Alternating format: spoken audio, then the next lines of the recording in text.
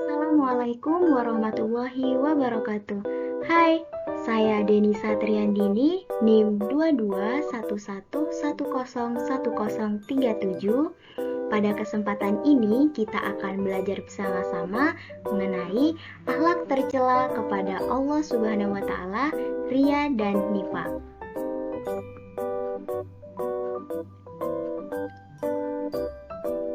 Kira-kira apa saja ya yang akan kita pelajari? Jadi, yang pertama yaitu pengertian riya dan nifaq, yang kedua contoh dalil naqli, yang ketiga contoh perbuatan riya dalam kehidupan sehari-hari, yang keempat dampak-dampak negatif akhlak tercela riya dan nifaq, yang kelima upaya menghindari sifat riya dan nifaq, dan yang keenam yaitu manfaat menghindari akhlak tercela kepada Allah Subhanahu wa taala, riya dan nifaq.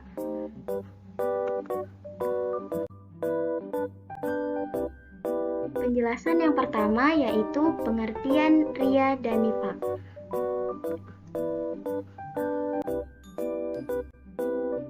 Riya dalam bahasa Arab artinya memperlihatkan atau memamerkan. Kemudian secara istilah, riya yaitu memperlihatkan sesuatu kepada orang lain, baik barang maupun perbuatan baik yang dilakukan, dengan maksud agar orang lain dapat melihatnya dan akhirnya memujinya. Kemudian nifaq. Nah, nifaq adalah perbuatan menyembunyikan kekafiran dalam hatinya dan menampakkan keimanannya dengan ucapan dan tindakan.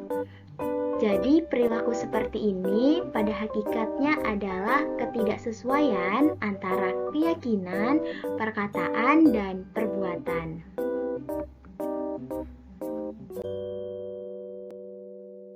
Macam-macam riya dan nifaq. Macam-macam riya terdapat dua, yaitu riya jali dan riya kafi. Riya jali yaitu ibadah atau kebaikan yang sengaja dilakukan di depan orang lain. Riya kafi yaitu melakukan ibadah atau kebaikan secara tidak terang-terangan, tapi dengan maksud agar ia dihormati dan dimuliakan oleh masyarakat. Kemudian macam-macam nifaq. Ada nifaq itihadi dan nifaq amali.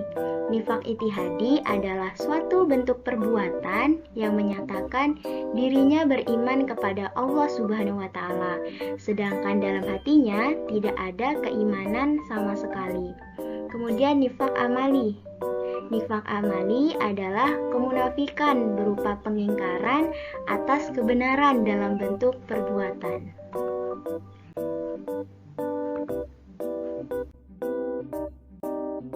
Penjelasan yang kedua yaitu contoh dalil naqli, riya dan nifaq. Dalil yang membahas tentang riya dan nifaq. Contoh dalil tentang riya. Rasulullah Shallallahu Alaihi Wasallam bersabda, barang siapa berbuat baik karena ingin didengar oleh orang lain atau sum'ah, maka Allah akan memperdengarkan kejelekannya kepada yang lain.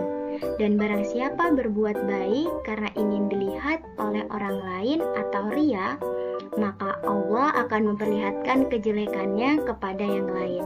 Hadis riwayat Bukhari. Kemudian Allah juga berfirman dalam Quran surah An-Nisa ayat 142. A'udzubillahi minasyaitonirrajim. Innal munafiqina yukhadi'una Allah wa huwa khadi'uhum. Wa idza qamu ila sholati qamu kusala yura'un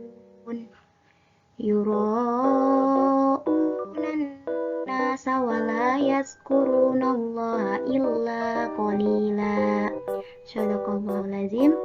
Artinya, sesungguhnya orang-orang munafik itu hendak menipu Allah, tetapi Allah membalas tipuan mereka dengan membiarkan mereka larut dalam kesesatan dan penipuan mereka. Apabila berdiri untuk sholat, mereka melakukannya dengan malas dan bermaksud ria di hadapan manusia. Mereka pun tidak mengingat Allah kecuali sedikit sekali.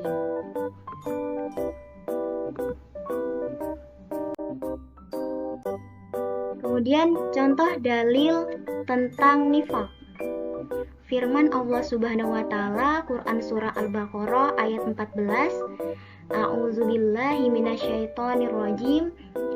Wa idza laqul ladzina amanu qalu amanna wa idza qalu ila syayatinihim qalu inna ma'akum innama nahnu mustahzi'un. Artinya, apabila mereka berjumpa dengan orang yang beriman, mereka berkata, "Kami telah beriman." Akan tetapi, apabila mereka menyendiri dengan setan-setan atau para pemimpin mereka, mereka berkata, "Sesungguhnya kami bersama kamu, kami hanya pengolok-olok." Kemudian sabda Rasulullah Shallallahu Alaihi Wasallam, ayatul munafiki nasalasun, iza haddasa kadzaba wa iza wa'ada akhlafa wa iza tumina khona. Yang artinya, tanda-tanda orang munafik itu ada 3, yaitu apabila berkata selalu berdusta, apabila berjanji selalu tidak ditepati, dan apabila dipercaya selalu mengkhianati. Hadis riwayat Bukhari Muslim. Kemudian penjelasan yang ketiga, contoh perbuatan riya dan nifaq dalam kehidupan sehari-hari.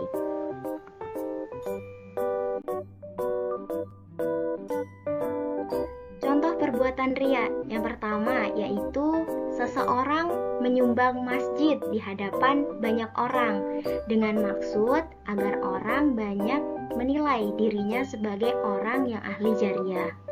Kemudian yang kedua, seorang siswa senang melaksanakan sholat duha atau sholat zuhur. Nah, dengan harapan supaya mendapat nilai dari gurunya.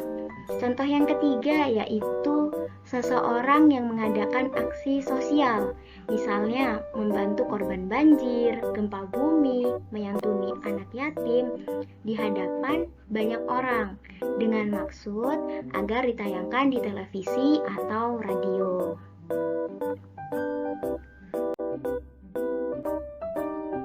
Kemudian contoh perbuatan nifaq. Yang pertama, hanya berpikir jangka pendek, yaitu hanya berpikir dengan kekayaan duniawi semata.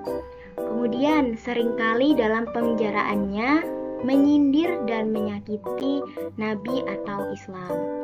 Kemudian enggan melakukan sholat. Kalaupun ia melakukan sholat, pasti karena paksaan orang lain.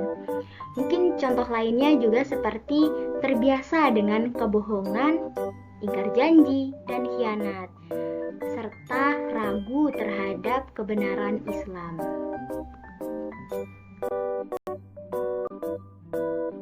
Penjelasan yang keempat yaitu dampak-dampak negatif akhlak tercela, riya dan nifaq.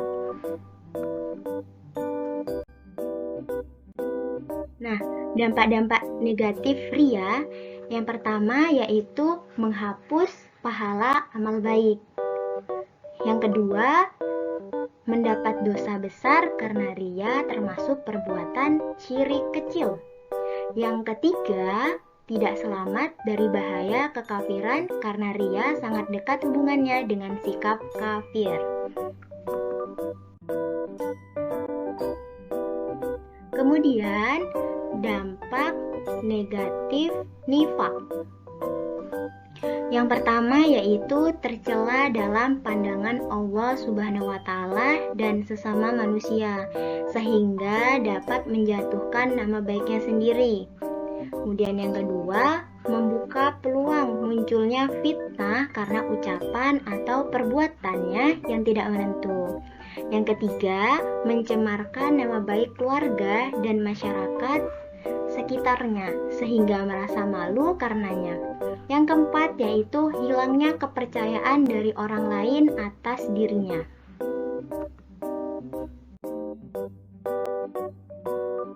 Penjelasan yang kelima yaitu upaya menghindari sifat riya dan nifaq. Bagaimana sih cara menghindari sifat riya dan nifaq? Nah, upaya menghindari sifat riya yang pertama yaitu kita dapat melatih diri untuk beramal secara ikhlas walaupun sebesar apapun yang dilakukan. Kemudian mengendalikan diri agar tidak merasa bangga apabila ada orang lain memuji amal baik yang kita lakukan. Kemudian mengendalikan diri agar tidak emosi apabila ada yang meremehkan kebaikan yang kita lakukan. Kemudian upaya menghindari sifat nifaq. Selalu menyadari bahwa nifaq merupakan larangan agama yang harus dijauhi dalam kehidupan sehari-hari. Kemudian, selalu menyadari bahwa nifaq akan merugikan diri sendiri dan orang lain sehingga dibenci dalam kehidupan masyarakat. Kemudian, selalu menyadari bahwa nifaq tidak sesuai dengan hati nurani manusia atau termasuk hati munafik sendiri. Kemudian penjelasan yang keenam atau yang terakhir yaitu manfaat menghindari akhlak tercela kepada Allah Subhanahu wa taala, riya dan nifaq.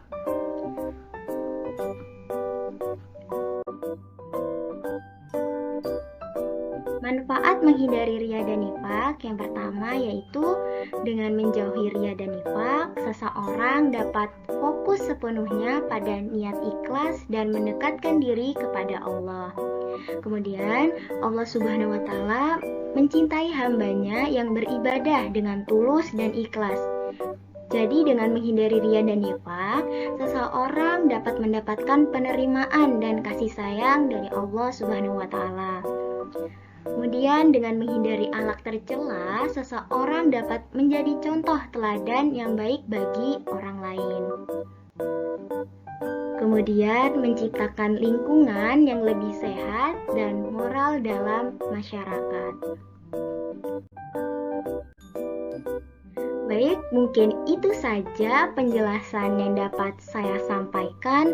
Semoga kita semua dapat terhindar dari perbuatan riya dan nifaq, serta dapat istiqomah dalam menerapkan akhlak yang baik. Sekian dari saya, mohon maaf jika dalam penjelasan terdapat kesalahan. Wallahul muwaffiq ila aqwamit thoriq. Wassalamualaikum warahmatullahi wabarakatuh.